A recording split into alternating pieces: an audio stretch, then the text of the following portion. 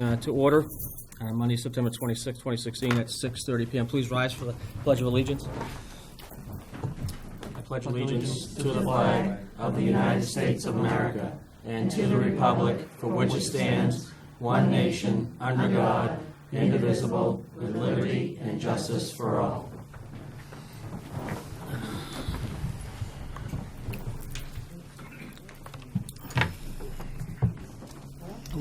We're gonna skip down to a presentation by cleargov.com. It's a organization out of Wayland, Mass.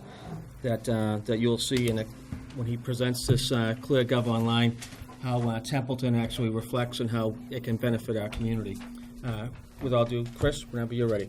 Yes. Thank you, John. Thank you, I'm here today. My name is Chris Bullock. I'm CEO and founder of a company called ClearGov. You can find us online at cleargov.com. My background has been in data and analytics, having spent 8 years in the NASDAQ stock market, and most recently helping large public companies compare legal cases. And last year, my wife and I were literally sitting around our dinner table looking at our finances, and one thing that really stuck out to me was our property tax bill. I began to become curious as to where this money was going and how it was being spent. And I live in Hopkinton, and I found that my town, and indeed many towns, are posting their financial statements online. Yet these financial statements are very, very confusing. They're laden with terminology that I didn't understand. There's funds and transfers between funds that made it very hard to understand where my tax dollars are going. But most importantly, I found that there was really no context to the data. And what I mean by that is, for me to see that my town spends $55 million on education was just this big number. I couldn't get my head around it. What I wanted to know, is that too much or is that too little? How does it compare to similar towns in the area? And after doing some research, we found that the state of Massachusetts, and indeed many states, actually collect this data from towns en masse every year. And we decided that, well, what if we could launch a website that took this data from this state that the towns submit every year and transform it into very easy to understand infographics so that the citizens can understand how their town is funded and where the money's going, and most importantly, whether that $55 million in education spending is too high or too low. And what we do, and what our business model is that we create a page for every single town in Massachusetts. So if you went to our website right now, again, it's cleargov.com, clicked on Massachusetts, you'll see that we have already created literally pages for every single 351 towns in Massachusetts. And I could scroll down to Templeton, but I'm just going to type in here. And you can see that we've already created a basic page for Templeton. And what we're showing is, first off, I'll point out that it is 2014 data. That's the most recent data that we can get from the state. It shows population, home value, and average household income. This is all data from the U.S. Census Bureau. We also show a financial overview, how much your town pulls in revenue and how much it spends. We break that down on a per capita basis, and then we benchmark that per capita number against similar cities and towns. So you can see that on a per capita basis, your revenue collected by the town is actually 34% less than similar towns. And we identify similar towns by looking for similar towns that have a similar population, a similar household value, home value, as well as a similar percentage of commercial tax base within in this instance, a 40-mile radius. So we're comparing the town to the town of Ware, Granby, North Brookfield, Leicester, Ashburnham, Winchendon, Montague, Hubbardston, Warren, and then you can see Templeton at the bottom of the list here. You can also very quickly drill into see the revenues, so I can see that taxes make up nearly 75%, and then local receipts, which are charges for services and the like. We then break down each one of those, so you can see that taxes are 23% less than similar towns, and local receipts are about 32% higher than similar towns. Revenues from other governments, mainly state aid. Likewise, you can go to expenses and see a breakdown there. So I can see education makes up about 44%, employee benefits, debt payments, and public safety follow thereafter. And again, each one of these categories are benchmarked against these same similar towns. You'll notice that each one of these have a view breakdown button. So if you wanted to drill further into the data, this is where our business model comes in, is that we allow the towns to basically sponsor their page and add much more recent data. They can even post their budget so that they can share their budget with the town and allow everyone to drill very, very deep into the data if you'd like. We also show things like education snapshots, so you can see how much your school system spends per student. And in this instance, we're finding that it's 0.3% higher than similar school systems. And you can see that we benchmark school systems a little bit different, basically on the number of students and the average household income of the towns that send students there. In this instance, we're comparing against Gateway, Narragansett, Ayer Shirley, and Spencer, East Brookfield, and Blackstone, Millville. So this is a basic page that you can get a good quick snapshot. But as I mentioned, our business model is that we allow towns to basically claim their page and upgrade it. And let me show you one of our clients, Town of Athol. You can see that they have upgraded their page, and I'll show you through some of the features, but real quickly I'll point out that the Town of Athol, how they use this is they've created a sunshine page or their transparency center. So I can go to their site and it shows you a quick link to Athol by the numbers. So we have dozens and dozens of cities actually coming on board to this platform and leveraging ClearGov as a transparency platform to give their citizens quick and easy access to their financials. And it does a lot more than that, and I'll show you a few things here. So first off, it gives you now 2015 data. As I mentioned, we work with the accounting team and connect into your database and pull out all the detailed information. We also show a lot more on demographics, so you can see how the town's population growing, its growth rank. You can see a daytime population, a breakdown of the population by age group. All of these things affect the services that the town needs to provide. And many towns are actually using these about pages as really kind of an advertisement, or people who are thinking about moving to the town. It gives them a bit more information on the town. I mentioned that when towns upgrade, they get a lot more detail to the page, and they get a number of other features, so check out that real quick. So when I click into revenue, you can see a few things here. One, we activate trending charts, so now you can see how that number is trending over time. Two, we also give the town the ability to add commentary to the site. And we think this is really important because you could see a number that's trending upwards and may not really understand why that is. Many times there's very, very benign reasons. For instance, in one town, their charges for services, local receipts, were rising very, very fast. And if you just looked at that, someone may come to the conclusion that the town is just raising its fees for everything. But what happened was they actually bought another ambulance and were collecting fees on that ambulance from other towns. So they were collecting more and more money, but it was not from the residents. And for them to be able to explain that in this manner right here is really helpful. And again, you can see that you can drill into, say, local receipts. Now I can see charges for services, fines, forfeitures, and fees, and the like. Brookline is one of our clients. They recently discovered that their fines are 586% higher than all of their other similar communities, and it blew them away. They were just completely unaware of it, so we found it to be really interesting data. As I click back to Athol, we'll drill into revenues, show you, expenditures. And you should note that when you click on expenditures in a premium page, you can actually enter your tax bill. And when I enter my tax bill, it will customize all of these spending points to my contribution every year. So I'll show you how much of your tax bill goes to each one of these spending categories. And again, you can add this commentary, so I can see, for instance, if I wanted to drill into public safety, I can see the breakdown between police department, fire department, inspective services.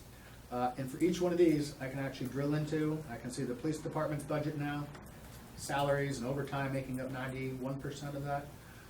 And then I can drill in even deeper. So if you were curious as to why they spent $52,000 on supplies and equipment, I can click right here and see every single expenditure in that department. So this is really helping towns drive transparency. Certainly we live in a day and age where trust in government is an issue, and we feel, and we've spoken with many, many towns that are just doing a great job, actually doing a lot with a little, and simply people don't understand the town's financial story. So this really is a tool for the town to actually tell that story. I'll also add that we're getting more and more into school metrics as well. And, you know, most towns spend a majority of their budget on education, but there's a lot of factors that go into that. And if I could maybe show you Framingham's school metrics, because I think it tells an interesting story. And then we can wrap it up and ask questions here. So this is Framingham's page, another one of our clients. If we scroll down to their education, you can see that they spend 11% more than similar towns per student. On a per capita basis, it's almost 50% more. So they said, well, there's a lot of factors in our town that are driving education costs higher. You can't just look at one number by itself, you need context to that. So we built this page to help them communicate to the town that, one, if you look at this graph, this is enrollment by grade. So this is K, first grade, second grade. And you can see that the number of students coming through these earlier years is almost 50% higher than the current high school. They need to spend now and prepare for that. We also looked at special needs students. You can see that they're English language learners, 72% more than similar schools. Special education students are also 23% higher. And they have to staff teachers to be able to teach these students. And so that was really driving their staffing costs. And indeed, you can see that a number of full-time employees in Framingham were 42% more than similar schools. A lot of people online were saying that it was simply because they were paying the teachers too much. So we created a graphic that allowed them to see the average teacher salary, which was only 2% higher than similar schools. So they were able to better understand that it's not really salaries that are driving costs in Framingham, it's actually special needs students and some other factors. So again, this helps them craft a story and get everybody on the same page and better understand the different dynamics that affect the town. Lastly, I'll just point out, this is not just a tool for the residents, but it's also a tool for your local government to make smarter and more informed budgetary decisions. So what I mean by that is I can come in and look at any expenditure. So say I wanted to look at public works, right? So again, this is a tool that the administration would log into and get access to our database. So they could say, you know, the Public Works Department asks for 10% increase in the budget, just as an example. They can then say, I want to compare to myself to towns with similar population. But when they're comparing their town for public works, you may want to look at things like land area that I have to maintain and road miles I have to plow and such. And when you start doing that, you can see that it whittles the number down. In this instance, I found 88 matches. It's probably too many towns to compare against, so I'm going to take my land area and road miles a little bit closer to my town, and then I can find that we've identified 11 towns that match. And I can come in here and compare my town's public works budget on a per capita basis right next to these other 11 towns that have similar land area and similar road miles. So when the town's making budgetary decisions, it gives them more data to make more informed decisions going forward. So I'm going to end it there, and it looks like I kept it to 13 minutes. So. Great, thanks, Chris. I'll take questions if anyone has questions or thoughts. Any questions? No, it looks like a good tool. It's a very nice presentation of the data. How many companies like you are out there right now? I would say that there are a few companies that do pie charts, nice looking mountain charts, but no one's doing the contextual piece of it. Mm-hmm. What I mean by that is, it's one thing to show, you know, as I said, the total number of your education spending, and is that number going up or down? But it's another thing to actually show whether that's higher or lower than similar towns, give you the ability to add comments to that, and then show other metrics around the demographics and the education school district system. So no one else is doing that, but there's a couple that, you know, just take your financial statements and make them look pretty. Okay. I do have a question. If we were to move forward and did do, you know, your custom offering, what is the integration time like? Is that, you know, is it a week's worth of integration, month worth of integration? Is it all done on site, or is it done remotely? Do you just work with the finance team, or do you have to work It's a with good question. others? So, generally, it's, say, a couple of weeks to a month. And what it looks like is we connect with your accounting team and we ask for an export from your accounting platform of every line item level detail in that account, chart of accounts, say for the last 5 years or so. And then we take that as an Excel spreadsheet, so you email that to us, and then we map your categories into our categories. And we're creating a universal chart of accounts for all towns across the country. Because one of the problems is when you're trying to benchmark towns is, for the most part, they're the same, right? So public safety is easy to bucket into public safety. But there's some things like maintenance of public grounds. Sometimes some towns will put it into public works, some towns will put it into general government, some towns will put it in culture and recreation. So what we do is we take everyone's data and put it into the same bucket, so that when you're benchmarking, you know you're comparing apples to apples. So that's really the bulk of the time, and it's mainly on our end. We send the mapping back to you, and then you say, yep, that looks good. And as soon as that's ready, you may want to add some comments to your site, depending upon what your data shows. And then there's some training on how to use the tools that I showed. But beyond that, it shouldn't be a lot of your staff's time. It's designed to be very easy to get on board, but it takes a couple weeks of back and forth.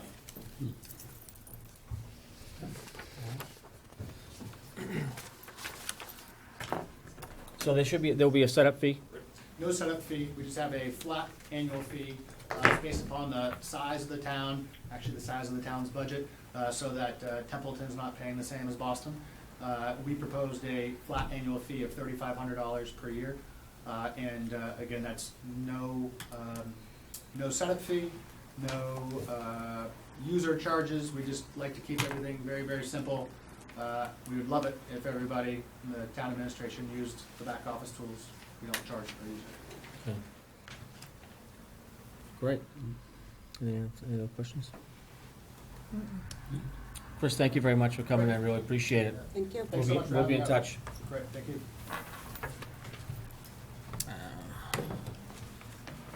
Minutes for 9/12/16. Did you ever get a chance to look at those? Yeah. We got one issue. Yep.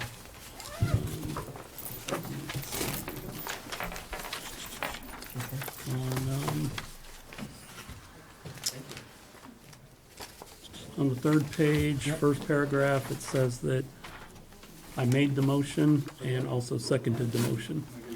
I can't do both. Where are you seeing Oh, that, It Doug? I'm says, sorry. Under what section?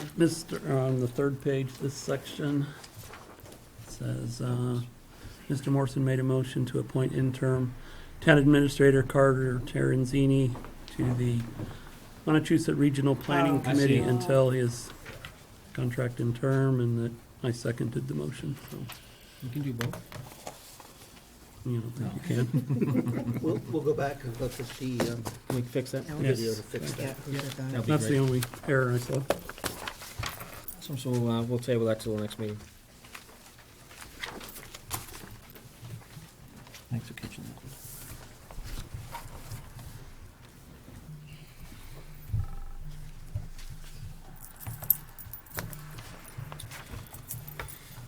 Carter, reviewing town warrant. I have a couple of handouts for you that will replace documents in your packet.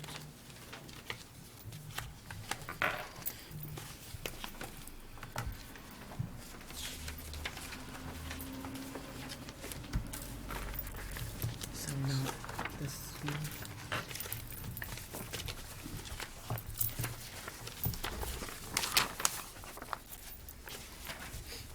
As soon as Holly's back, I have one other to hand down, but we can start with what we have.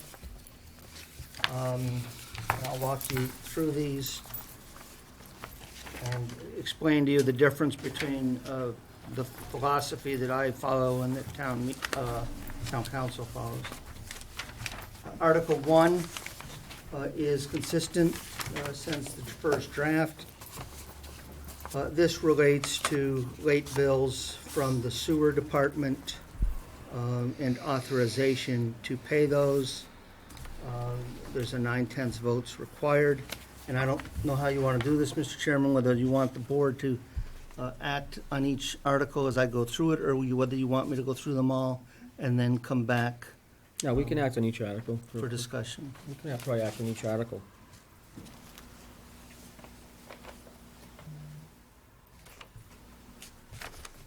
So you want a motion for each article?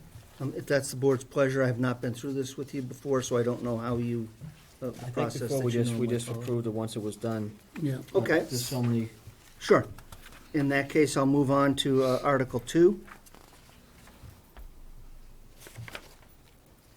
Article 2 is to amend the 2017 town budget to increase it by $87,501 and to transfer that from stabilization. The difference between my philosophy and town council's is he basically puts every possibility in there, whereas I believe that, we know where we're headed. We should put that in, be definitive about it. It saves time on the town meeting floor, and it sets a clearer sense of direction. So that is why he and I have gone back and forth on some of that language. He informs me, I know it took 2/3 vote to put money into the stabilization. Carol and I had looked at it, and town council advises me that that now takes a 2/3 vote to withdraw money from stabilization. Okay.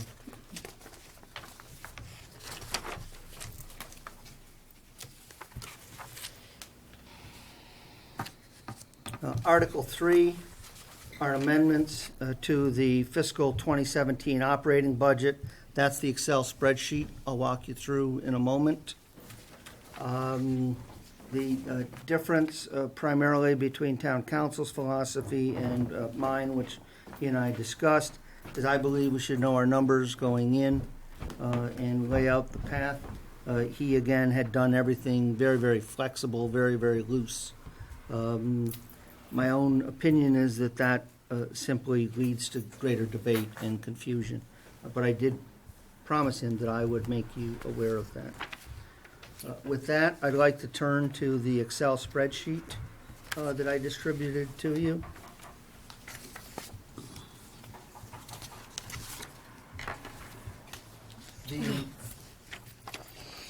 I thought, I'm like, is somebody knocking? I was saying the same thing. Doug, Sorry. No, stop talking. no problem. The major transfers here, and we've added footnotes so that the meeting can understand what drove these different transfers. So, for instance, if it is a footnote number 1, it's basically the merit and equity pay that you had allocated. In footnote number 2, down at the fire chief's salary, that's because of the anticipation of bringing a new chief in at a higher salary. If you look at the very bottom one, the Boynton Library wages, the custodial's wages had not been included in the original budget.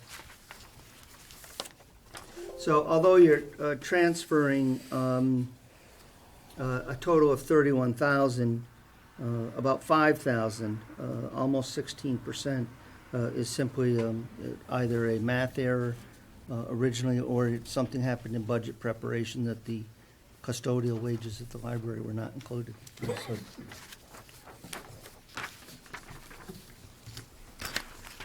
We are proposing a transfer of the remaining 4,000 in the salary adjustment reserve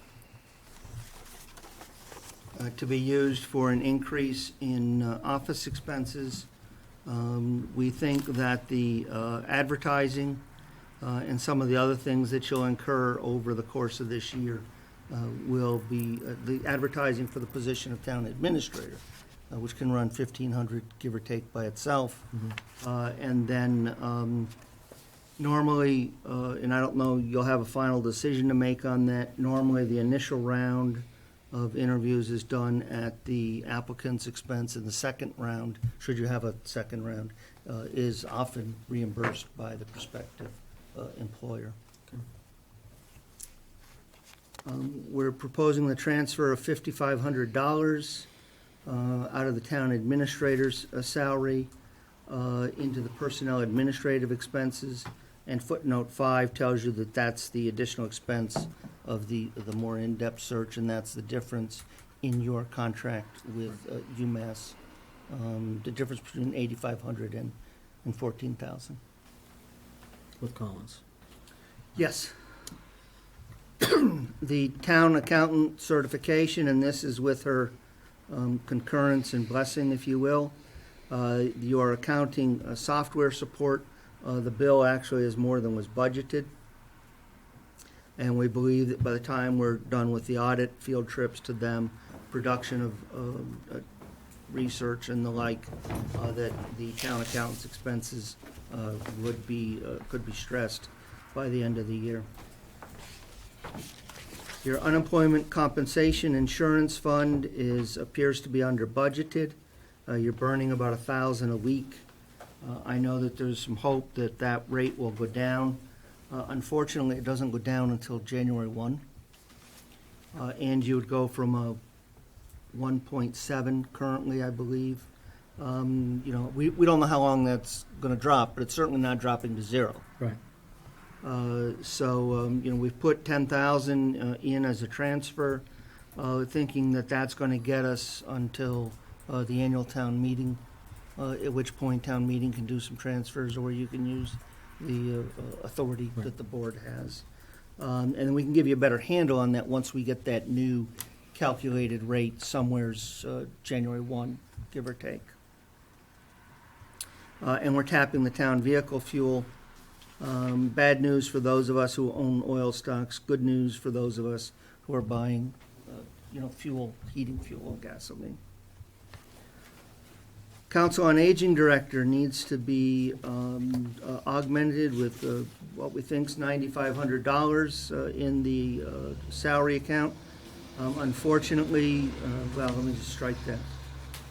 You use net budgeting in many of your departments, so if you think someone's going to be $44,000, let's say, and you think you're getting a grant for half their salary, it appears to me that you budget $22,000. The problem with that is if something goes wrong in the grant cycle, you then have to transfer monies in to cover the expense. So you'll note on 7, just as a note,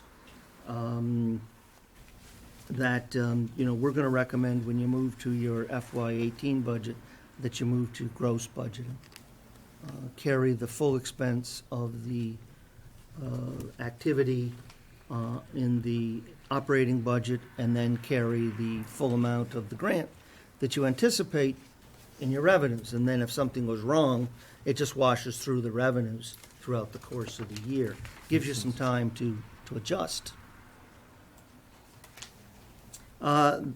Recreation Commission salaries, Recreation Commission expenses, that's merely getting some dollars into the right account, because the amount that had been appropriated for salaries and expenses had been inverted. So you had 8,000 and change for one and 4,000 and change for the other, and it really should have been reversed. So this is just right sizing those. There's no real change. Finally, the Department of Revenue and the budgeting reporting process requires that we report principal separate from interest, and that had not been broken out in your fiscal 17 budget. That had all been reported as principal, if I recall correctly. And so, again, this is similar to the recreation. There's no real dollars involved. It's simply moving some from principal over to interest so that those two accounts reflect the payments correctly. So that is the attachment that would go with it. The effect of the FY17 operating budget amendments is to lower it by $4,000 to eliminate a math error. The scholarship fund had been tallied up twice, and to reduce the amount by an additional $4,000 for the scholarship fund, which we will deal with in Article 4 when I move to that. And then the third item is to make these transfers, as have been laid out here. Article 4 is to appropriate as a standalone warrant article in your special activities, 951, what's the name on that? Special activities. Yeah, special appropriations, those that can continue from year to year without having to be encumbered, without having to have a contract in place, so that the scholarship fund continues on. Article 5 is to fund the collective bargaining agreement. The only change that I made to town council's revisions is he had omitted the account that you were transferring the $925 to. Again, there's no new monies involved here. They're all contained within the budget, but they do have to be formally voted on, and in one instance, actually transferred appropriately. Article 6, we've talked about, you get receipts from surcharge on the real estate tax bills, and then you get a matching grant from the state. And in the particular year, fiscal 2014, I believe, they hadn't been appropriated out, so they're sitting in the undesignated and have to be transferred into their respective allotments as some are statutory. The admin, historic resources, community housing, open space, those percentages are minimums.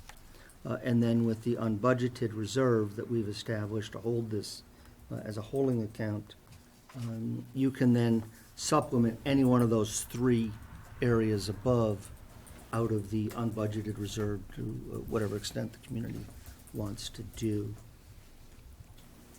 Article 7, I did get a email from town council late this afternoon, about 3 p.m. Unfortunately, I was in a meeting. He has suggested that we amend this to authorize the, the receipt of the lands by grant, gift, or eminent domain. Let me just please explain the eminent domain issue. Sometimes there's a title issue, and you use eminent domain to clear it up. It's nothing beyond that. I told him that I would have to identify that as a possibly a problem area for your, philosophically, whether or not you want to do that. He's also told me that there may be a section of Mass General Law that allow us to do this without having to take this, but he was not able to confirm that for me, and unfortunately, Mr. Chairman, you and I both were in a couple of meetings that Yes. ran up to this one. Article 8 is a petition warrant article. This would effectively rescind the authorization of this board to issue debt to finance the construction of the Templeton Elementary School. And it does note that this was submitted by petition and a majority vote is required. Do you have those handouts? The advisory committee's edition.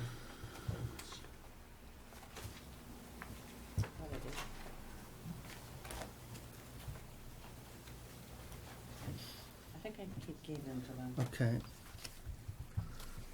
You had three additional requests from the advisory committee, and you believe you distributed those? Yeah. Okay. It's gonna look like this. Yeah. Yes, you do, great, excellent.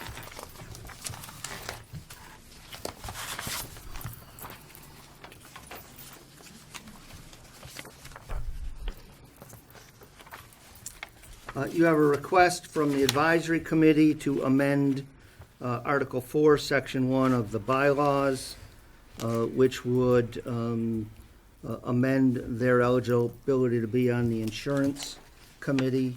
And I think you may have seen previously an email from me to them suggesting that they consider alternative language, which I thought was more expansive.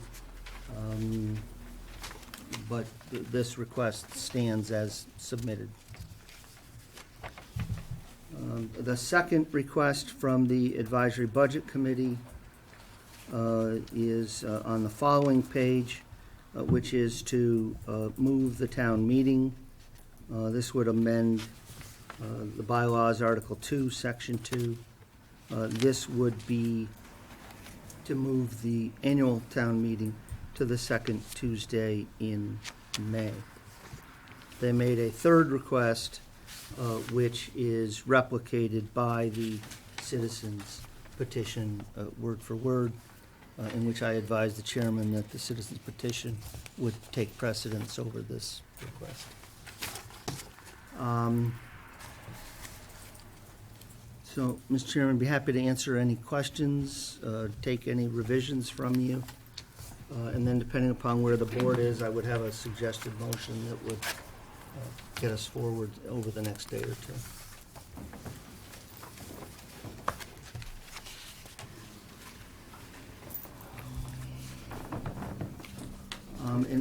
Just one last thing I want to let you know, I did get a email that I will get copied and get to all of you from a local citizen, Mr. Valaire. I hope I'm doing justice to his name, with respect to his support of the citizens petition, and I will get that copied and out to you in the next day or so. Right.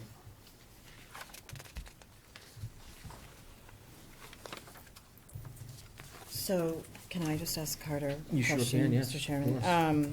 So the Article 7, acceptance of the drainage and maintenance, this, you're saying that has to be reworded per town council? Yeah, town Okay. council is looking, first, I would like to confirm with him that if this body has the action that's needed, and the section of statute that I saw referred to sewer lines, but I need to confirm with him first thing in the morning whether or not he feels that you have the standing authority to do what this warrant article is suggesting. Because if you do, it doesn't need to be there. It doesn't need, okay. Secondly, and this is more of a philosophical one, he's suggesting that to see if the town will vote to authorize the Board of Selectmen to acquire by grant, gift, or eminent domain. My language suggests only gift, because that was my understanding when it was presented to you. Right. He's suggesting the eminent domain only in case there's a title problem. We don't know the answer to that question at all. I see what he's doing. And some folks react negatively to the concept of using eminent domain under any circumstances. So these are really philosophical issues for the board. Okay. And again, my apologies, I just didn't get a chance to follow through on that from when I got it this afternoon. The homeowner is the one who approached about the drainage and, right? Yes. Okay, so having, although I don't like that term, eminent domain, I'm in real estate, so it is used. And if we did not have that in there and there was a title issue, we would not be able to move forward. That's right. So it's not really taking it by No. eminent domain, it is a gift, and that isn't always it's not a lovely term, but it's a fact I think of we did what this needs to before. be done. I think we had this issue before as well, Yeah. with another project. Maybe, Mhm. but it doesn't scare me in this case, because he's No. the one who approached the town. That's right. So it's not, we're saying we have to do this. So what's your suggestion on the, you want us to have a motion to vote on each article at this point, Carter, or do you want me to? I mean- Whatever your pleasure is, I mean, again, this is my first time through with you. I mean, obviously, we got to exclude 7 until we hear back from town council. Well, I do have a suggestion when we Yeah, go get ahead. to that. Okay. Well, My there's- suggestion, I'm sorry. Go ahead. My suggestion was going to be that you approve the warrant subject to final consultation with town council, correction of any formatting and proper wording questions. That lets me produce a clean one tomorrow based upon whatever we hear. I can get it off to the advisory committee for their meeting Wednesday night, and then I can get you all to sign in it, to sign it at your convenience over the next few days without trying to produce a clean copy for you here tonight. Now, as part of as the advisory board, with these other 2 articles that they submitted, are those individually voted on as well, that the Board of Selectmen have to vote on, to be placed into the special town meeting? You would have to determine, you've got your 7 staff-sponsored articles, Yeah, the citizens petition, and you have 2 articles that are not staff-sponsored but have been submitted independently, and you'll need to decide whether you want to include those or not. Can I make a comment? yes, please. I think I had tried before to, not the first one, but to change The in town meeting, but for whatever reason, my email wasn't retrieved in time, and that didn't work. But with having looked at the codification of, we had that presentation come in, I'm reluctant to change any bylaws at the moment, because I think that that's a great service to have, and they're gonna look at everything Right. as a whole, if we decide that we're moving forward with that. I can't remember what we voted, or if we've even brought that up again, but you have to forgive my memory. At the moment, I'm tired. No, you, But, so that's my hesitation on that at the moment. okay, Not that we can do whatever. yes, sir. Unless there's a compelling reason to do so, I'm opposed to changing any bylaw at a special town meeting. That should only be done at the annual. Okay, great point, good point.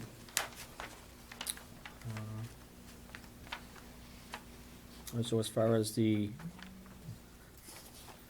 3 warrant articles that they provided to us, I'll need a motion to either put them on or take them off, or not put them on. So you're doing a motion not to include these?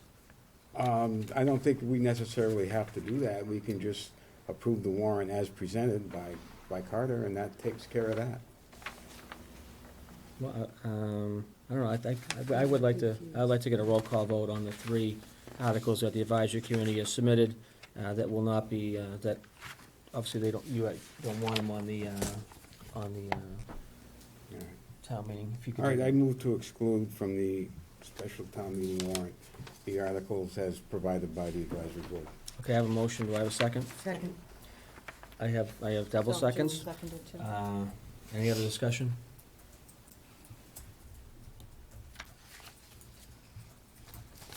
Yes, Jeff? Just to be advised, for the wording for the, remove the insurance advisory committee, Mm-hmm. that it's, having that on a town bylaw, it's violating mass general law. Mhm. I mean, that's, so you're promoting having a bylaw, I mean, just remove that, we can't serve on that committee because it's a violation of mass general law. I don't know why you would wanna just leave that on there for any period of time. Well, it's not that we're gonna leave it on for any period of time. The fact is that we're trying to be more transparent.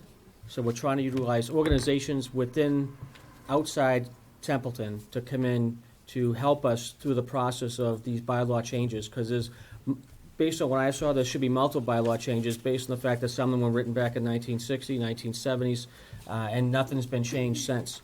So this new company, obviously the law has changed, as you well know.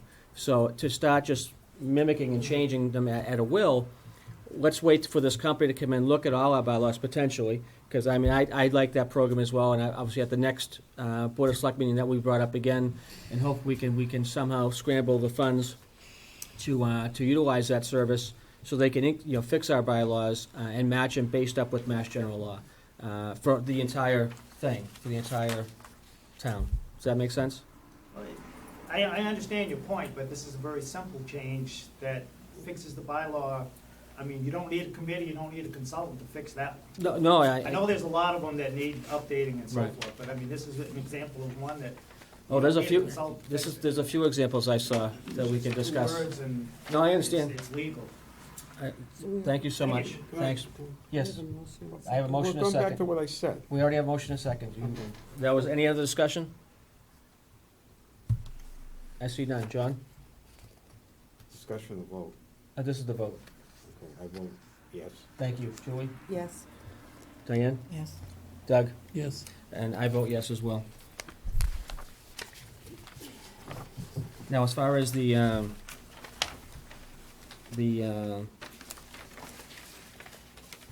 warrant as it stands right now, minus the changes of Article 7 potentially, can I get a motion to put that into play, please? I think Carter had some. No, Sorry. if you're taking the 6, and then I can ask my question on 7 separately.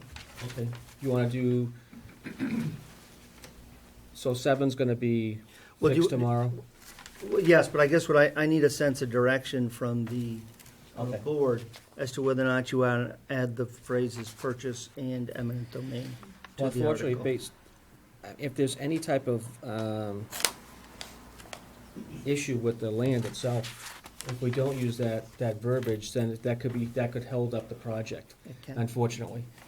Not that we want to take, not that we're taking anything by anything, but And obviously, I'll put an informational note that the use of eminent domain in this instance Yeah, would it's be not to what it means. quiet title issues. I can That's- add some sort of informational note. something like that, so the people that read that say, well, oh geez, now the town's taking Yep. property. Well, that's not the case. We're working with the homeowner, with that easement, to get that drainage, corrected appropriately and accordingly to standards of the Department of DOT. So I make a motion to approve the warrant for the special town meeting for October 20th with any changes that need to be made legally and procedurally. And that includes the And that includes use of eminent, purchase and yep, eminent the domain. use of gift or eminent, Okay. grant, gift, or eminent domain. Okay, I have a motion, I have a second. Sorry. Second. I have a motion and a second. Any other discussion? Can't hear. I see none. John? Yes. Julie? Yes. Diane? Yes. Doug? I'll abstain. Abstaining? Great. And I vote yes as well. Then, Mr. Chairman, just so you'll know procedurally, what I'll do is I'll get this cleaned up sufficiently to forward to the advisory committee tomorrow. Okay. And Holly will contact you all probably Wednesday, Thursday morning so that you can come in and affix your signatures. Okay, and are you going to provide Exhibit A as well to the advisory committee? Oh, absolutely. Thank you. Absolutely.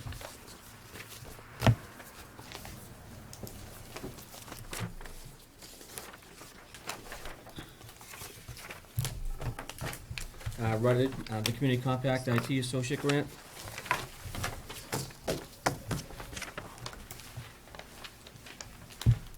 Did you get a chance to talk to them, Carter? I'm sorry, what? Did you talk to Rudders? Yeah, and essentially what they said was that, they would still like to go forward. This was June at some date. They would still go forward, and that they would convert their proposal into a couple signature lines. This is being paid for with the grant of an equal amount from the Executive Office of Administration and Finance. And so I would request a vote, authorize the chairman to sign a contract in substantially the form as presented in their proposal. So moved. Okay. A second? Second. Excellent. Any other discussion? Yeah, I would, Go ahead, Doug. no, go ahead. No, go ahead. You're probably going to ask the same question I am. Good. You know, when we've always talked about this and the grant was awarded, it's always discussed in the terms of that it was for internet security was the focus of the grant. Based on the proposal that they have here, that's not the case, which I'm very happy at. Internet security is not our issue. Our issue here is the entire, the lack of an infrastructure and the lack of security in general, not just internet security. So I was very happy, because this is the first time I've seen Really? this document, yeah. So I was very happy as I read it that they weren't focused on internet security, because that's way down on the list of where Right. our needs are. I agree. So that's great. Diane, your question? That was the one. That was the one too? Excellent. All right, so I have a motion and a second. Any other discussion? Just wanted to let you know that both contracts signed from both sides are in the file and all that, Great, the grants. I got you. And with disaster recovery, we'll need to kind of wiggle that into their review also, Doug. Yeah. I know you brought that up. That's huge. And I don't know if, the board wants to appoint a liaison to each one of these projects, and if so, perhaps Doug would be, not to volunteer him for anything, but No, I'd be glad to Yeah. an talk with him. appropriate board liaison to He this would. project. Okay. Well, we can, Should that be part of the motion? can we add that to the motion that Doug Morrison will be the liaison for the IT? All right, I move that we appoint Doug Morrison, our liaison with, what was it, Rudder? Yeah. Rudder. With Rudder for the purposes of implementing the contract. Okay. I got a new motion, a second? Second. I had a motion, a second. Any other discussion? Did you get that, Holly? Excellent. John? Yes. Diane? Diane? Yes. Julie? Yes. I'm going back and forth. Doug? Yes. And I vote yes as well. She's Julie. Yeah, I know she is. I know she is. Doing that on purpose. I wouldn't do that to you. The UMass budget contract? Mr. Chairman, this is a contract with the Edward J. Collins Center to develop budget and finance-related improvements. What I envision is a better build-out of what we talked about almost a month ago, where you have a financial management policy with a variety of chapters. I'm envisioning 25 to 30 chapters, ranging from what is your philosophy as to how one builds a budget, how one estimates revenues, investment policy, right down the line, Right. as a single policy, but with these chapters, the most important one, since we're about to kick off budget season, will be a real push Yes. to get that through, and I've advised them, of the pace that we're trying to set, and that they'll need to try to keep up with that. So I would respect, and these again are being paid for with grant dollars Yes. from the Executive Office of Administration and Finance. And so I would again respectfully request that the board authorize you to execute a contract in substantially the form as presented with their UMass proposal. I make a motion to approve the contract with the Edward J. Collins Junior Center, where the chairman of the board can sign. Okay, I have a motion. Do I have a second? Second. A motion, a second. Any other discussion? I see none. John? Yes. Julie? Yes. Diane? Yes. Doug? Yes. And I vote yes as well.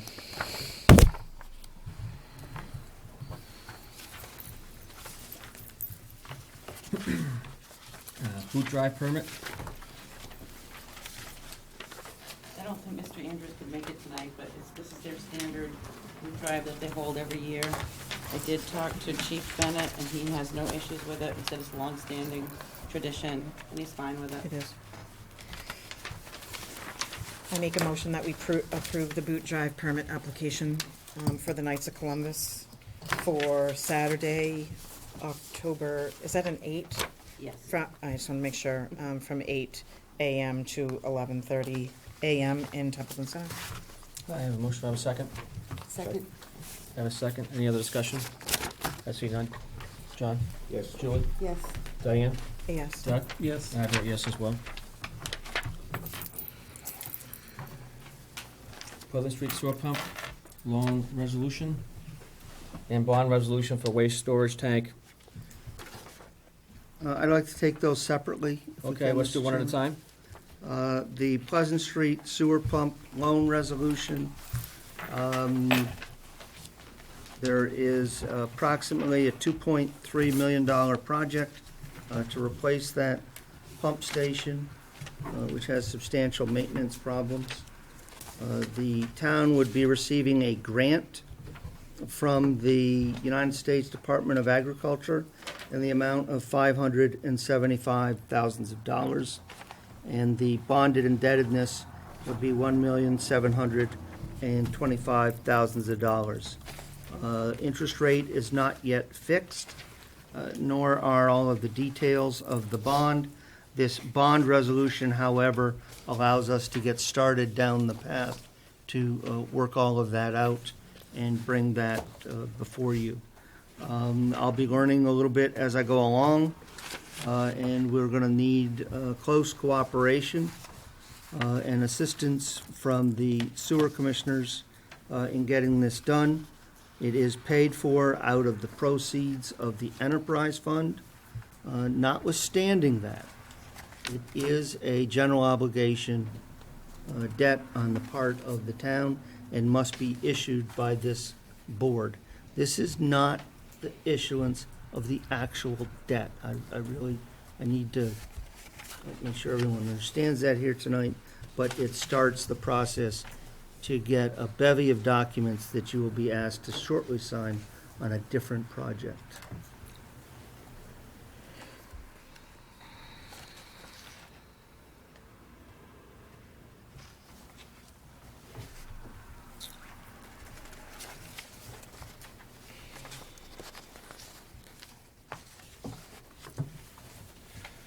Okay, so the sewer pump station, it's in that bad a shape, I guess? I'm told that it is. The superintendent was made aware that this would be on your agenda tonight.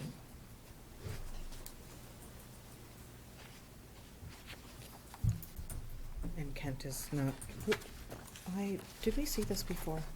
No, this is a different, No. this is not the water tank, this is the sewer pump station, this is something totally different, additional too. Is this additional too, John? That's his. The sewer project, this is a different, separate project, yeah. Separate project. They'll look suspiciously the same because it's a loan resolution Yep, from USDA. no, I got it. John, Yes, sir. I'm kind of lost in the conversation here. What exactly, Carter, are we approving? What action are we taking tonight? Essentially, this authorizes the formal request for assistance from the USDA. You're partway through that process, and it allows the underwriting side of their house to start to begin to prepare all of the bond resolution documents. Okay. But it's not an actual vote This was on approved at town meeting, right? the It loan? is not the issuance of the debt here You've never tonight. seen this before. But what it allows us to do is to start having all of those documents prepared. Okay. You will have a subsequent vote, very similar to what John's going to be asking you here for momentarily, which is the actual interest rate. When the do we length. anticipate? this is Well, gonna happen? I would say that, given on their bidding schedule and with the issues that John had to work through on the water side, 4 months plus or minus before it's back in front of you. It's Okay. my best estimate.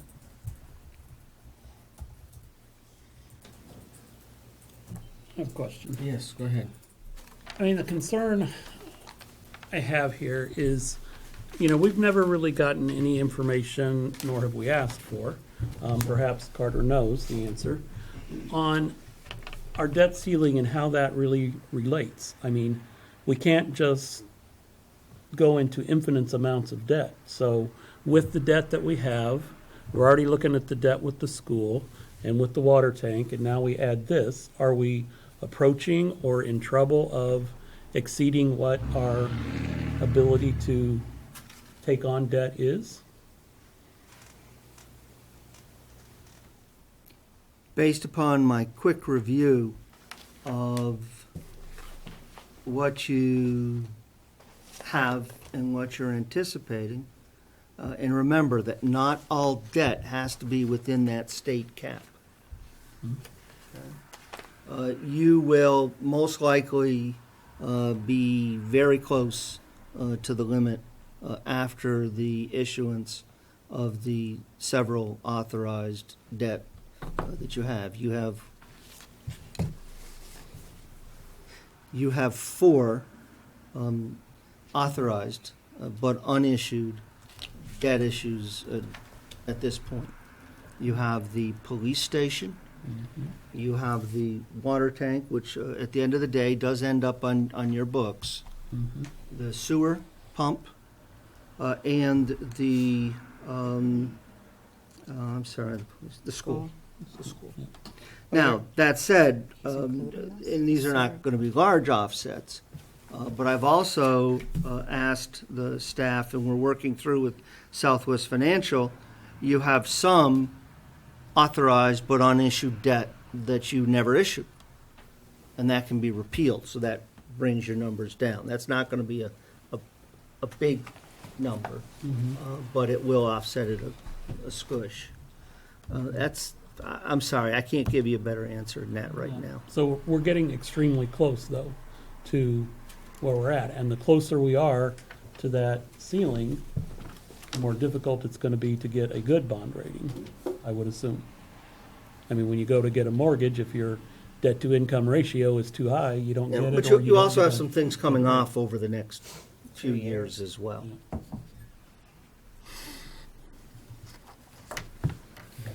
I want to reinforce that this is not the authorization, the issuance of actual debt at this point in time. It allows everyone to simply move forward to the next step. John had bids in hand, and I think Do you have anything? still it was about 90 days. Do you have anything? Any what? Any questions? Yeah. I just, in terms of thinking of what is the action we need to take tonight? Yeah, it's just for him to start the process with the USDA, is that correct? It's to authorize this loan resolution. So the motion would be to authorize, The loan resolution as presented here tonight. all right, I move to authorize the loan resolution for the pump station as presented tonight. Okay, have a motion, have a second? Second. I have a motion, and a second. Any other discussion? Was he invited, can I ask? From the sewer department, was he invited to come tonight? Yes. He was told it would be on. We have to think, too, if it's truly in as poor a condition that it is, what are we going to spend in maintenance and maintaining it? Well, those are the questions I have, but this is just starting the loan resolution process. This is not approving anything. This is not approving anything. These are good questions and reinforced to me, and I will pass along at the staff meeting tomorrow. Okay, I have a motion. Frankly, we need to be better prepared to answer your questions. Yes, yep. I just have a motion, and a second for now. Yes. What is considering that we do have more questions and just saying, sure, you can start, but what would happen if we didn't do this until the next meeting? So that we could have more, what are we doing? I feel like I'm blind here, Yeah. so Yeah. I'm sorry. It's the first time seeing it, too. I mean, we're all seeing it for the Making a first time. motion. Right, So and what would happen if there was a delay, I guess, is what I'm asking. The enterprise fund will simply have to live with the timeline telescoping out a little bit, and we'll have to work with the RDA. And even then, please bear in mind, is you're not actually issuing any debt here tonight. Right. Yeah, but we approve them to go forward, and then we have more information, and then we, just hypothetically speaking, we say no. What's At least we'll have more information to make that determination and conclusion. If we don't start the process, we'll never have the information. okay. Yeah, good point. Okay, I have a motion, and a second. Any other discussion? I see none. John? Yes. Julie? Yes, Diane? No, Doug?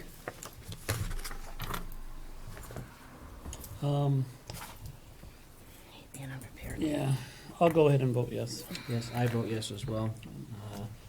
And you're gonna meet with the superintendent of the sewer department, please, and please fill him in next time. I'd like to see him.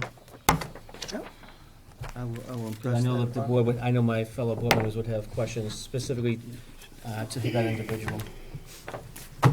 Now going to the water storage tank. This one is the actual issuance of debt, and I'd like to ask the general manager to basically present. There are a couple differences from the package in what you got, and he can address those. Right. I've actually got 9 copies, so probably too many. Is that for everything to be signed, or? Here's what happened. Carter and I looked at this afternoon. Yep. Realized that there were a couple of places in here where it was referencing a water commissioner meeting, excuse me, on September 26th of this year, which there's no such meeting, obviously. This isn't a joint meeting. This is a selectmen's meeting. My clerk happens to be here and me, but this is not a meeting. So we said, well, that's not gonna work, because when someone sees us down the line, if not at the closing on Wednesday, someone's eventually gonna see it in Washington DC and say what happened here. So Right. I got in contact with our attorney, Farrah Lara out of Holyoke, got in touch with Lock Lord, our communication chain. I said, you need to get in touch with either Rick Manley, who's one of the principals there, I think, or somebody, and change tonight what needs to be changed in this document, because the vote has to be tonight, for the closing to be Wednesday. This is what we got back. This is you see in green, these things need to be printed in green for some reason. There's also a rule that the bond, this page and this page has to be double-sided, and then they want the next 2 to be single-sided, so it took me a couple of tries to get it correct. Okay. I did finally get it correct. This document here was the most significant change, and really just the elimination of any mention of a water commissioners meeting on tonight just left the board of selectmen's meeting. That was really the key issue here. It's got places for the selectmen to sign, the treasurer, and it looks like a place for the town corporate seal, maybe not the town clerk's signature, maybe just the seal. So I did print out enough copies to do that.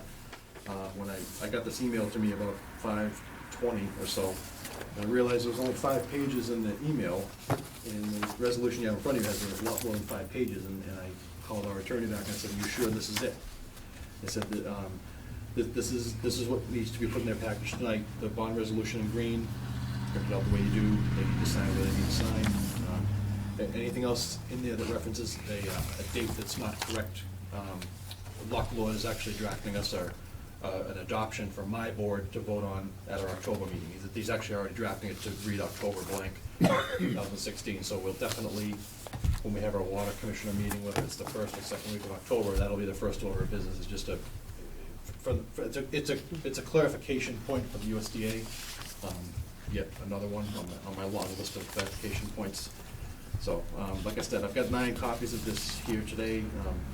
Carter, we probably want to walk through the whole document. I think there's a couple of different votes to take, unless it's going to structure it, you're just voting to accept the package as is with this inserted in it. I'm not sure how you're going to present the vote, but this is, like you said, this is to vote. This vote is the actual issuance of debt.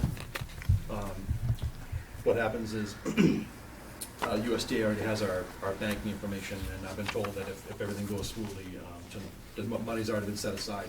The water enterprise account should have the money on Wednesday, the $950,000. We've already got one bill from the contractor up there for about $103,000 that's technically due September 30th. He was understanding of the situation in general of the town with the special meeting being almost overturned and unoverturned.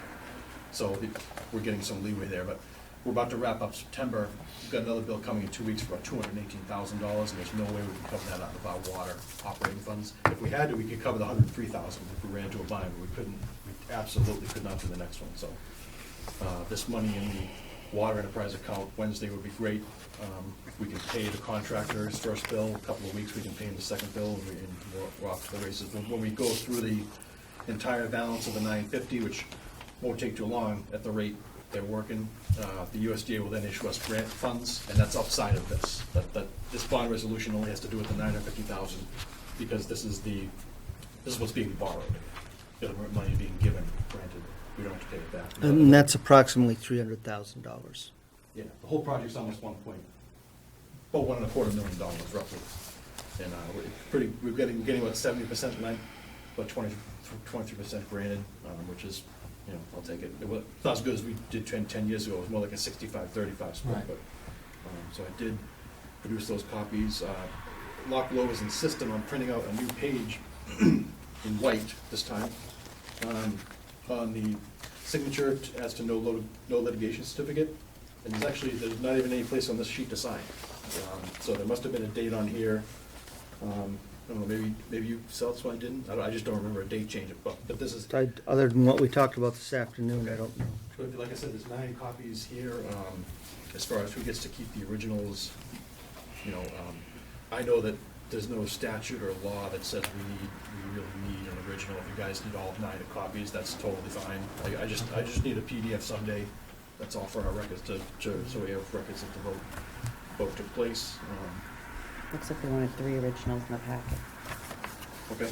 Yep. Yep, I did 9 to be safe. So Okay. probably too many. I actually did a hell of a lot more than 9 when I realized that the copy that I don't use because I have my own in my office was not printing things out the right way. First I print out an 8.5 by 11, or I should say 11 by 17 was a real side job. So this is all set for now. It's a 20-year term, 2.25%. The actual payment structure is on the last page of the green. Here you can see the principal payments, $50,000 a year, level principal. That made sense. And like I said, as far as concerns what the board of selectmen about raising rates to cover this new expense, we already did that back in November. November of 2015. We raised the water rates another 9% after having raised them about 23% 2 years prior to that. We raised them 4.5% for a new full-time employee, which we desperately needed, and the remaining 4.5% was to handle this debt service. So if you vote tonight to accept this, you're not going to see a water rate increase at the October meeting to vote. Now we're going to raise rates to cover this. We're already at the level of revenue we need to be to cover this for sure. So we had a really good quarter because of all the watering that happened before the water ban, which was unfortunate. But we had a pretty good quarter. Once we get the $950,000 in our account, we get to pay ourselves back, which is another plus. Speaking a little bit on the sewer situation, as far as the delay went, we were notified at some point in May by the town administrator previous to Carter through bond council that the special town meeting in March had to be redone, or there was something wrong with it. So Special legislation. yeah, we had to.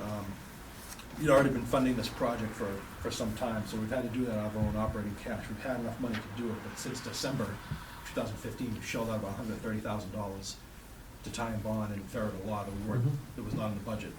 So that's another good thing. It'll be good to get this money. We're allowed to reimburse ourselves once we get the money. Pretty common process. We actually pushed up the loan closing to September. Originally it was going to be December, and we started looking at the construction schedule, and we said, where are we going to get another $700,000 to pay for the rest of the job? So we were able to push it up. So When do they start work? they've been at it for almost 4 weeks now. They took a week off, Labor Day week. They took that week off, but the old tank is gone. They're going to start pouring pretty soon. They've got the site all set up there to pour the wall sections, which are like 10 by 12 by 1 foot, pre-stressed. So they're well underway. They are a pretty aggressive schedule. They want to be done by November 12th. If they're not, it's not the end of the world. It just means that they're going to have to come back in the spring and finish the actual painting of the outside of the tank, which is an aesthetic thing, but they need a 35-degree minimum temperature overnight. And I said out here, that's no guarantee in October. Are you doing like a mural or something? We actually, it's funny, we haven't talked about that. We've actually got a color palette with like 25 shades of gray on Nice. it that I can't even see Nice. with my own eyes. So we haven't even picked a color yet. I don't know what we're gonna do as far as like a decoration or any wording or numbering or anything. I think it said Town of Templeton for the longest time, or Templeton Water, one of those two, I'm not sure. But, that's one of the first things people will notice is that's gone when the tank is done. So Right. they're trying to finish by November 12th. Pretty aggressive schedule to get all the paint done. They did work one weekend already. They put in an 8-hour Saturday and one 4-hour Sunday, I think, just to keep up with it. So. Oh, great. Did you work with Carter on the permit thing? Was that squared away? Well, yeah, the way I left it with him was it's much easier for the water department to just pay that building permit fee now. Thank you. I'm confident that in the future we can just get it resolved, but whereas now it's a paperwork issue. Right. The contractor up there doesn't want to be, he doesn't want to be visited by the building inspector and kind of be like, what are you doing up here? Because we told him initially that, don't worry about it, and I think that was under the previous, it's not a big deal. We'd Okay. rather just pay it now, even if we don't get reimbursed in the future if something happens. You know, it's a $1.24 million project. I think we can deal with a $10,000 cost. No, I understood. Thank you so much. I appreciate that. And that has been paid. That's great. That's great. And that comes out of the enterprise fund, correct? Yes. That comes out of, yeah. Okay. So what you have here, Mr. Chairman, the first one is a signature and no litigation certificate. And essentially, what that says is that you have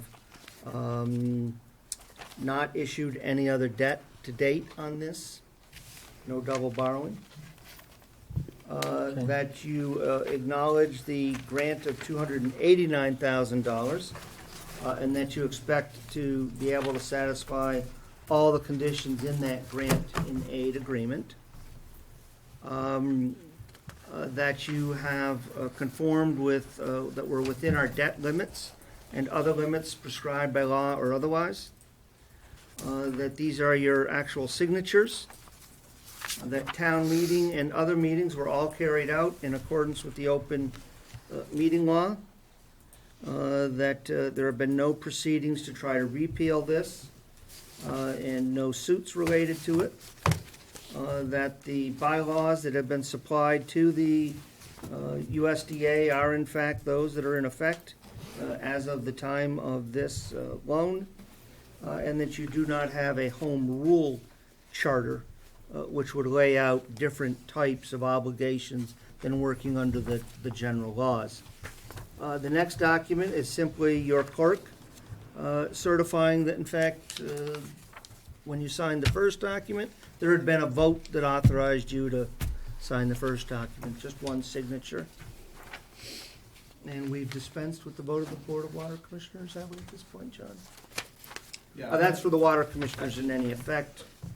And then at the end of the day, there's a very simple, single, one page, which is the bond for the whole thing.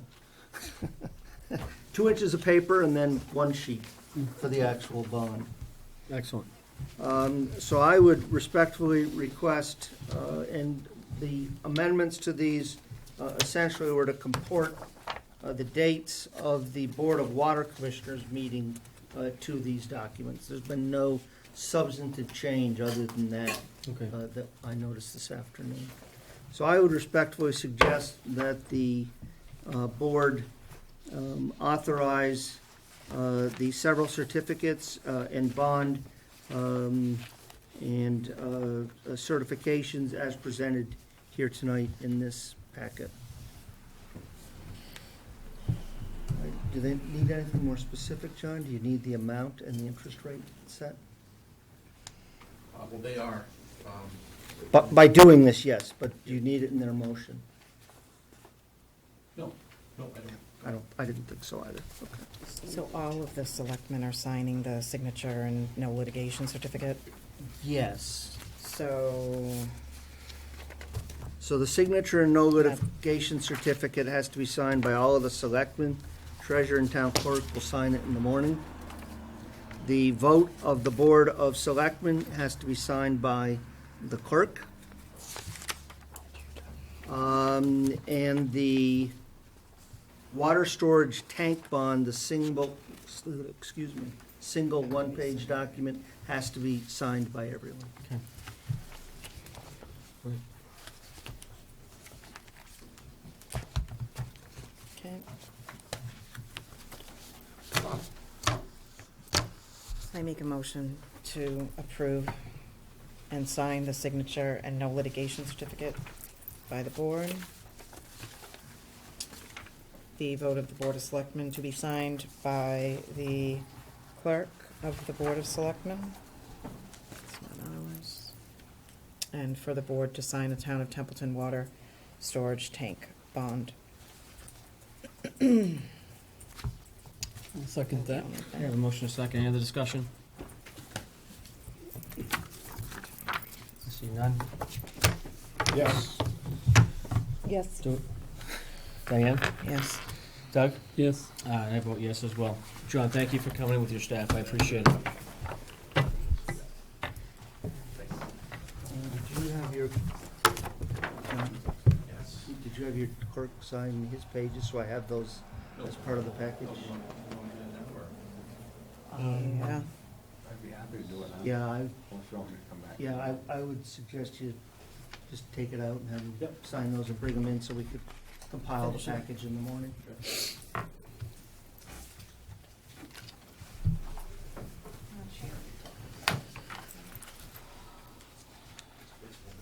I thought Kate has that. Didn't he sign earlier? No, he hasn't. Maybe she was planning on coming in. She took those. Let me just double check. So much. There's one right there. Oh, here it That's is. all of them. There it is. Yeah, Okay. yeah. Oh, thank you. There's so much in that package.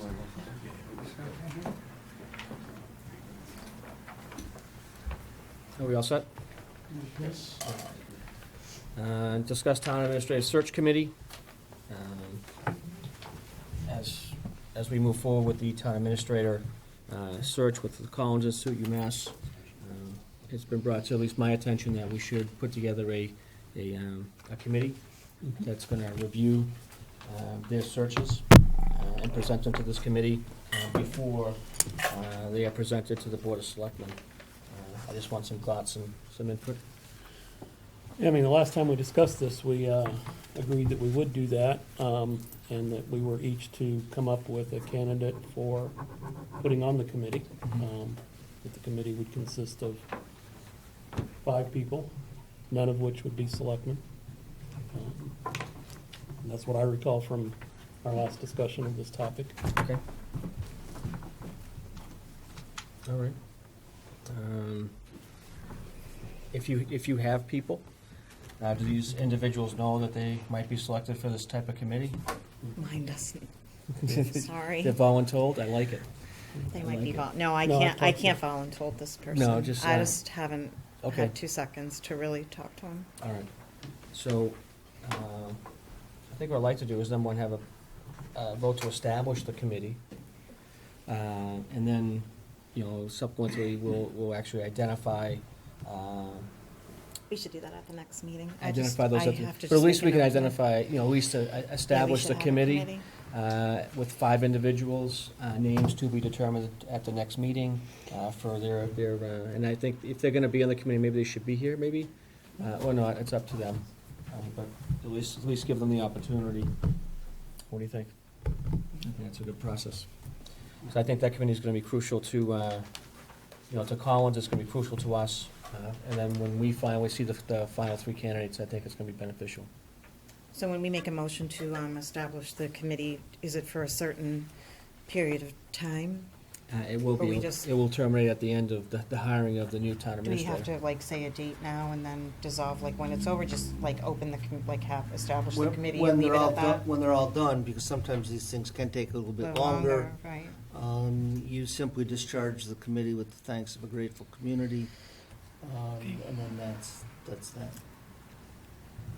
So I make a motion that we establish a town administrator search committee with 5 members, none of which are to be Board of Selectmen. I'll Okay. second that. Okay, I got a motion and a second. Obviously, the termination of that committee would be at the At end the of, next, right. when they hire the final TA, correct? Okay. I have a motion and a second. Any other discussion? The motion leaves out, any thoughts about the makeup of the committee? I think you said maybe one of us each nominating a person. Is that what we all understand is going to happen? Yes, we're all gonna, at least one of us will select somebody to be on the committee, some I will resident. amend my motion. All right, Does that make sense?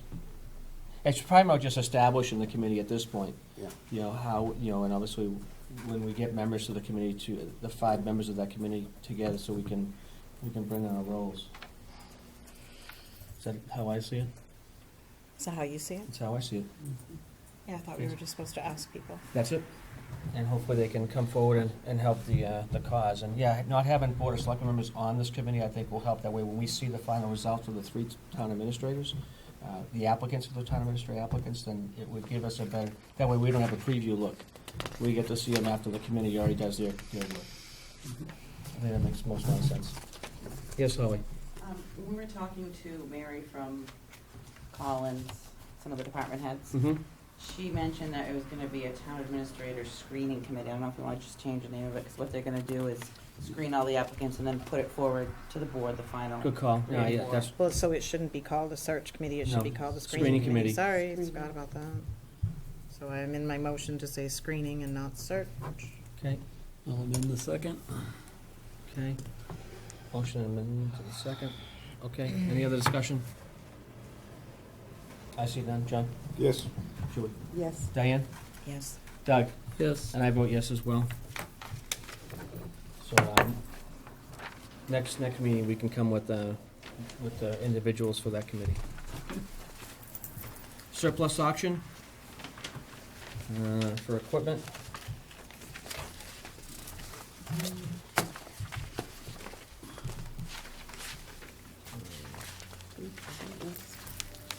Let's go. Yeah, we got it in an email, but I don't think it's here. I don't recall getting an email, what is that?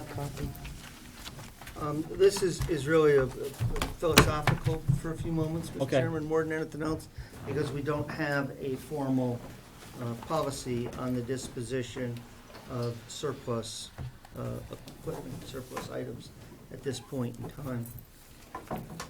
So what I wanted to do was to lay out for the board the approach that I would use, see if it met with your approval. If so, I'll continue on down the line, and after you've been through the process, 1 year, if you like that, I will take that and use it as the basis of a formal policy for the future.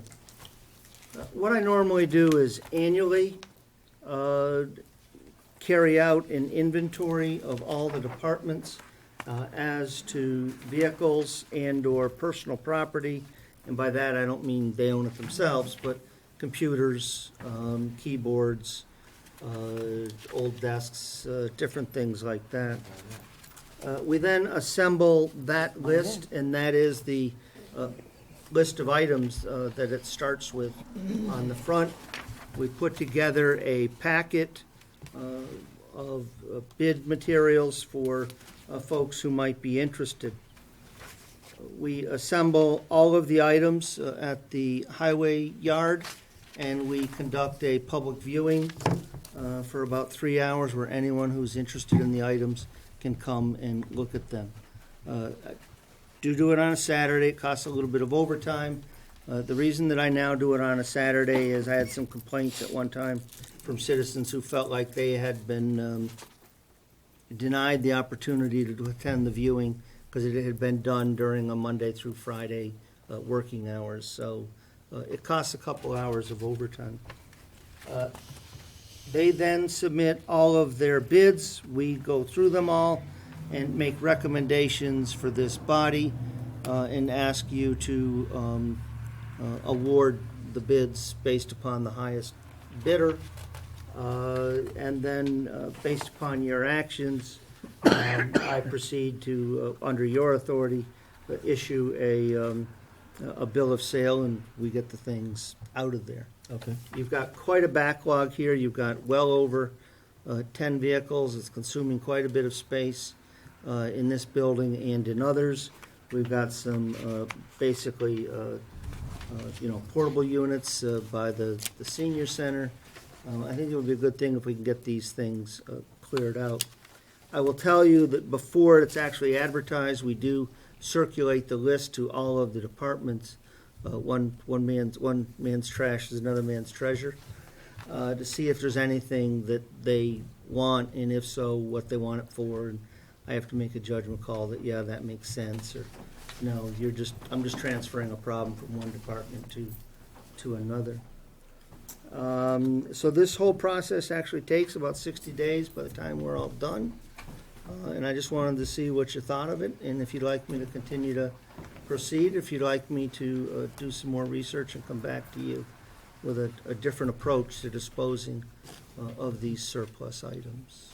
EA. I think it's I a agree. great I idea. think it's EA too. Before, It's well, about how are we time. gonna get this done?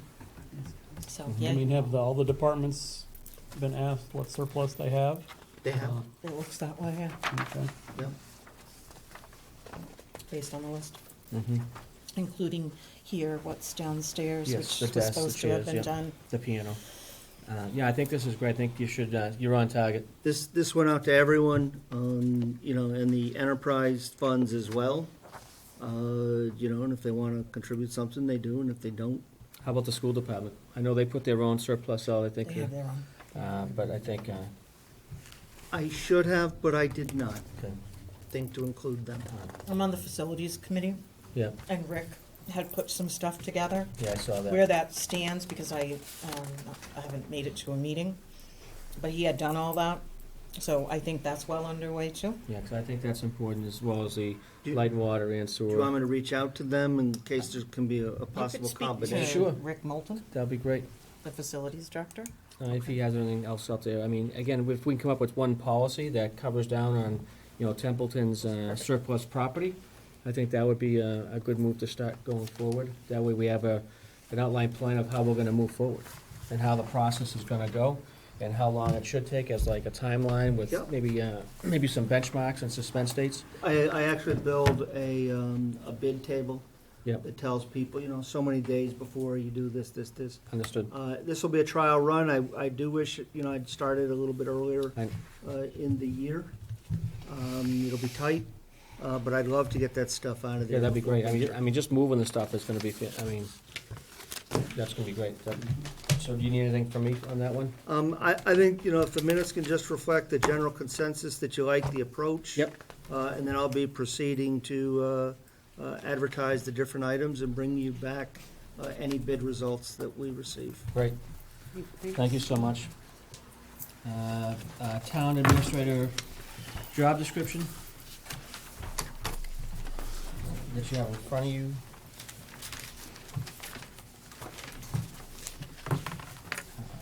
Did everybody get a chance to look at this?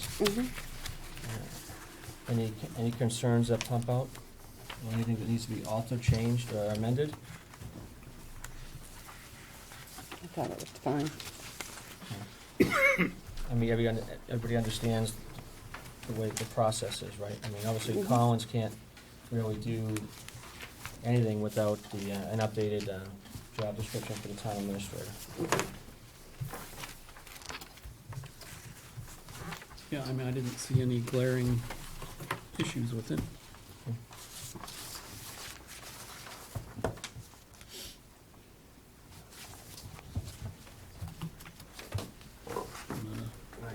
HR night. person either. Right. Say that again? I'm not an HR person either. So. I'm not either. I'm trying to,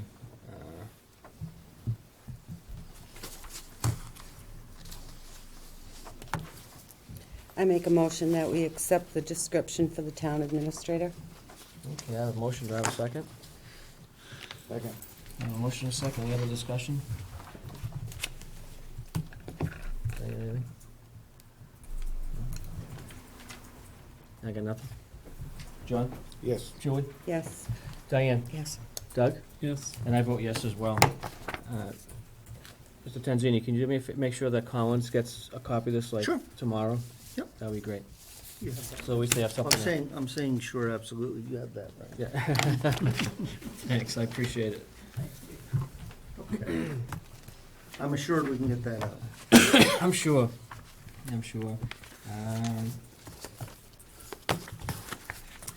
Discuss Narragansett Regional School Department payment for school resource officer. I'm gonna push this out one more time, and I'm gonna explain why, is because I'm trying, not me personally, but collectively working with the school department to try and have, in other school regions, the school officers paid by the school department. I'm trying, right now it's at 50%, so I'm trying to work some magic, I guess, to help out with the school department, helping with the school resource officer. But I'm still working on with the chief and Dr. Kazma. So can we table that till the next? So you want NRSD to pay the whole, that you want them to fund the entire, and have that included in the, I mean, the budgets are, we approved the school budget. Yeah, it's not gonna happen now. This is like maybe for 18, It's, looking for. it's what? For 2018, Okay. looking forward, because obviously, I'm not gonna talk budget now, but obviously from 17 to 18 there's a huge difference, funding wise. But anyways, I'll table this till the next meeting, when I get the chief back and I get more information on that. Because there's also a grant that goes along with this, so the town actually doesn't pay. There's a grant that's paid most of the resource salary minus his benefits, but I'll talk more once I get more information. Action on public records policy from last meeting. I know there's a lot of policies that are out there that aren't, that the town doesn't have any policies on pretty much anything, so we're trying to start small and work big, I guess, especially concerning the financial policies, which hopefully will be coming in the near future. But did everybody get a chance to read the public records policy? Yes. You had some thoughts, Diane? Yeah, I think it was, public records requests do not have to be written per the Mass General Law and may be made in person through mail, or to make the request clearer and provide the information needed, the town asks the public to submit their requests on a public records request form located on the website. But a lot of people don't have that, so as long as we have something, printed in the office, or it Yes. doesn't say that, It says it right aside from here, that, though. or available in the Board of Selectmen's office. Right, but if a person comes in and they have something on a letter, and we have to write additional pieces of information on that, then that's the way it has to be. I don't want to turn around and say, oh, I'm sorry, but you have to fill out this form. That's not right. So I'd like that to just be clear if they write their own letter, that that's going to be accepted, time-stamped, and we can, if it were me, I would just say, okay, well, exactly what is, we can't make them fill this out. That's really my only concern. I see that's 5 cents per page. Additional fees may be charged for oversized documents, which I think was what was on the policy. But I still would like, in addition to this, a link wherever we put this on the website to the the Mass General Law and the Secretary of State, so that people can really go and read that. But again, I really want it to be clear that you can write your own letter and that you can come in and request it in writing. Request it verbally. Some people maybe don't write, they don't, so that's really my only concern. Then it'll be up to the employee, the employee to. Right, but I just don't want it to be like, oh, I'm sorry, you have to fill this out, why don't you leave and come back? That's not the way to be. No, it's not. So, that's all. Right, we should have, every request should have the form filled out, whether the Person? requester fills it out Or the employee. or the employee The fills employee it should out. fill it out then. And if the employee fills it out and the requester wrote a letter, you attach the letter. Right, absolutely. Or you write on here that it was a Yep. verbal request. So to just be clear on that, that's all. Yeah, no, I got you loud and clear. It just gives us accountability and trackability of any type of FOIA requests that come through the Board of Selectmen's office or the Finance and Accounting office. It's more an internal policy, Yes. not an external External, policy. right, these are for our So, employees. it's not for the public. Right. It's for internally. Yes, it's for Right. us. Okay, so if it's an internal policy, that's great, but we should add a paragraph that if the requester has issues or concerns, then that we should reference them to, or direct them to look at the Right. MGL or the Secretary of State's website, and that we have provided these links on our website at this place. Yeah, So, just to yeah. add a few more things. Okay. I know it's a pain, but No, we're trying to get this thing right. those are just my thoughts. So was that add what? Say that again? The link, Add link? yeah, because again, this is a public records request policy for our town, Yes. not for our town. Right, I get you. To add that, the employee can fill out this form, not necessarily the constituent or resident coming in. Was that all I said? Was that all you said? Yeah, that the form gets filled out for every request, whether it's Yeah, just the for our requester or the records. employee. Okay. And that if there are questions or concerns, we We direct them to the look right at these place. other two places, and that we put the links to those two places Yeah, on our website. Okay. thanks. Yep, I'll work on that I'll work on that. Hazardous migration plan? Mitigation, Did I say that wrong again? migration, I do that every time. It's this is my second. who's migrating? We're migrating here in Templeton. Hazardly? Hazardly migrating. Yeah. Do you wanna come up and, Well, all right, The only thing with this thing, we have to approve this thing. You have to adopt it for the Yeah, we don't town. have a choice. If we don't do this, the town could lose federal funding. In Okay. grants, in forms of grants and whatnot. So is this, obviously, does Holly have the original? It's not 100% correct. Yeah, we talked about that. And those things can't be changed until the next review. And now, have you supplied FEMA with that information and NEMA? Well, how they get this information is, we have an emergency planning committee. Yep. We meet with people from MRPC, and they get the information from all of us. They ask questions, like we go around the table, give them information, and they put it together. Well, this time around, we didn't get a copy at all, Okay. prior to them sending it out to me and FEMA. So as a result, We're stuck. we're stuck with what's there. I got you. I called MRPC, Dr. John Hewland, and he said that where it's already been approved by NEMA and FEMA, we cannot make any changes at this point. And So if some- the changes that need to be made aren't critical by any means. It doesn't cripple our capabilities here in town. Did you see the email I included in there? Yes. Do you have the original on this? Oh, do you have the original that needs to be signed for him? Yes. Okay. I make a motion to approve the resolution adopting the Montezut Regional Natural Hazard Mitigation Plan 2015 update to be signed by the chairman of the board. Second. Motion second, any other discussion? I see none. John? Yes. Julie? Yes. Diane? Yes. Doug? Yes. And I vote yes as well. Thank you. Just to let you know that the next time this review happens, I'm gonna make sure that they know ahead of time that we want a copy prior to it going to NEMA and FEMA. That'd be great. Good idea. That'd be great. We never got it, and of course, when I tried to get it for answering your questions, of course, it's a 600 and some odd page document, so I ended up getting it off the town Yeah, website. no kidding. They couldn't send it to me, it was too big. All right. Well, thank you so much for coming in, I appreciate it. Thank you. Action on social media policy, did you guys get a chance to look at that one? I did. Make a motion. We accept the social media policy. I have motion accepting the social media policy, have a second?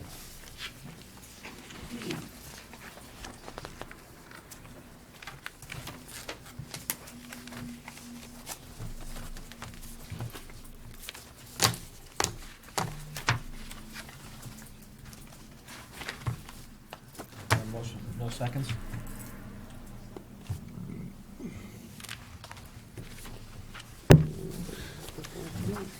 Second.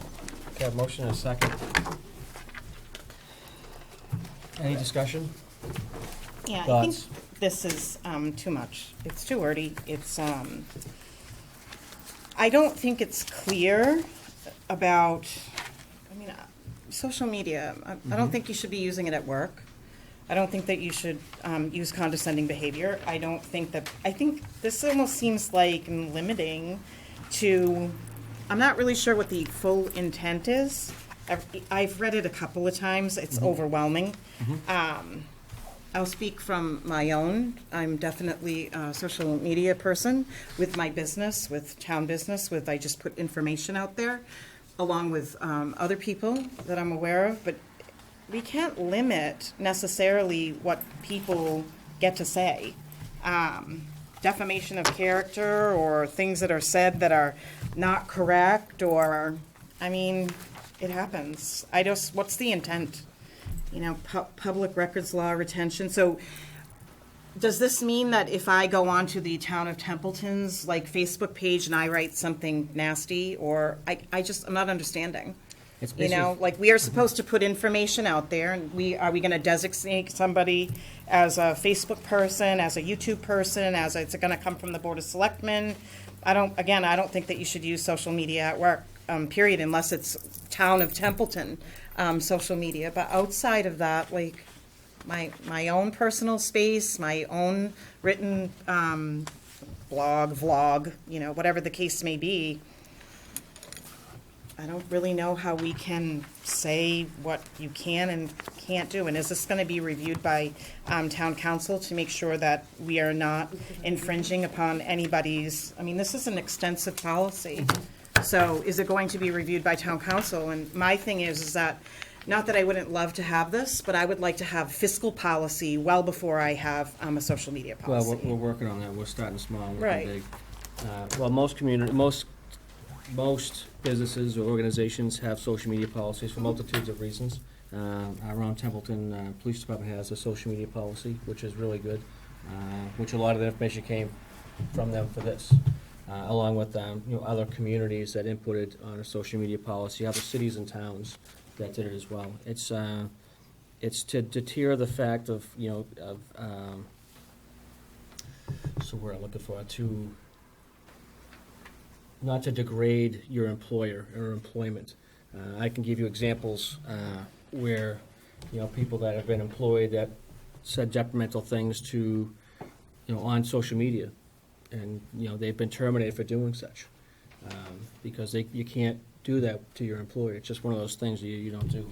Not that would happen here. I'm just saying that we're trying to start small and work big with a simple, well-in-tuned social media policy. Did legal get a chance to look at this, Holly?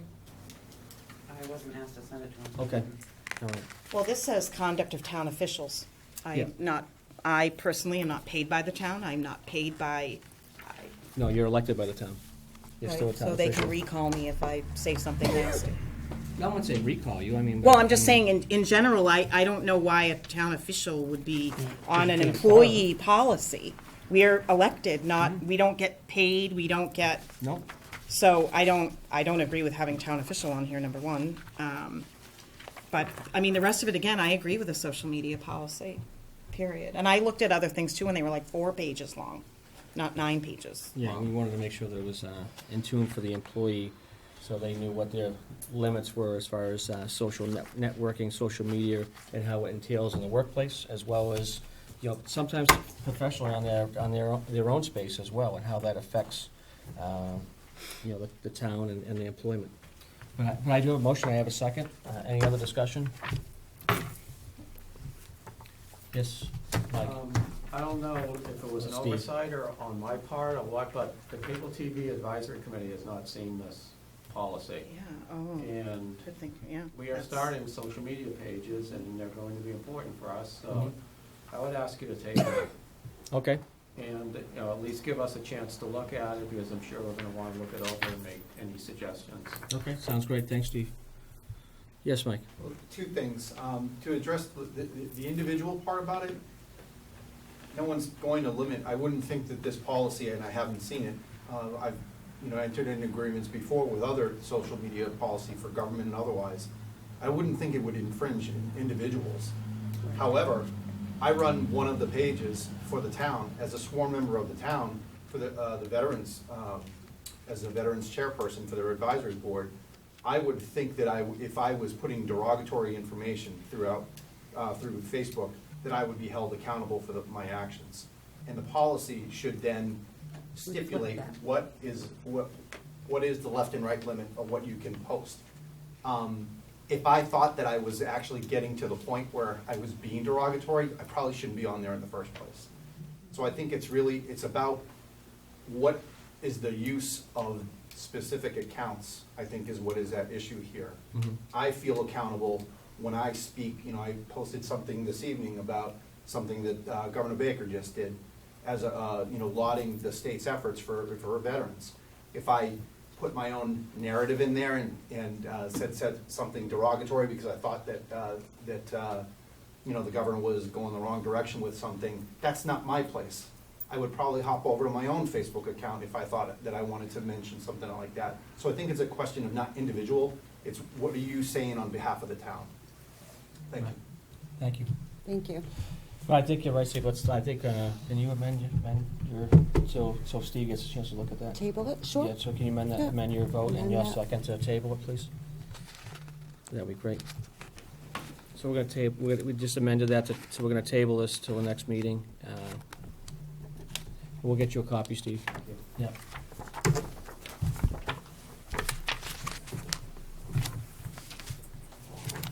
Any future issues? Oops, sorry. Just throwing stuff. Any future issues out there? Nothing? Yeah, yes, go ahead. I had a question about the FOIA request, Mhm. that form. Is that for all town departments? Is it for all town, yes. All town departments? Public Well, recs? all public records requests will go through the Board of Selectmen's office. Okay. So it only goes to one person, and that individual, I believe, I think Holly's been identified, or the HR person's been Are identified. you asking about outlying, like outside of town hall, like water, sewer, Yeah. light? Boy, I don't know.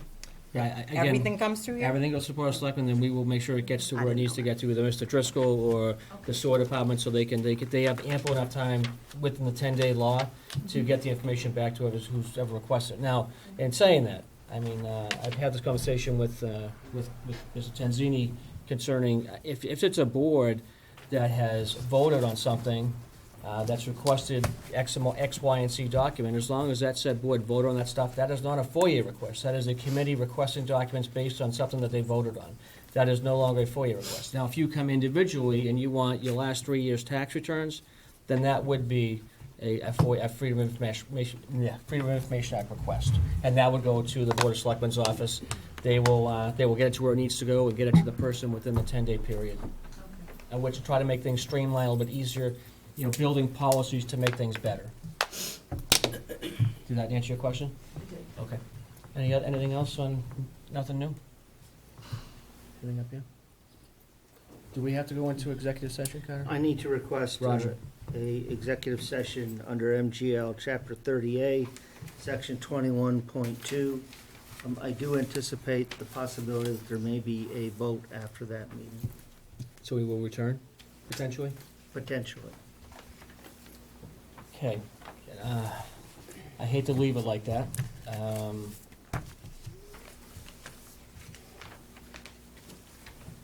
How about I say we will return afterwards? That way, if there isn't a vote, then we can at least excuse if the audience is gonna wait. Yep. I don't want them to, you know what I'm saying, to wait and not come back. And then you would adjourn in Then I will adjourn in public. Does that sound okay? So obviously, thank you so much for that, appreciate it. So we're gonna go into executive session, and we will return once the executive session is over, based on Master Law C 30 Alpha, Section 21-1. 21.2. 2.2, excuse me. 21.2. Can I have a motion to go in?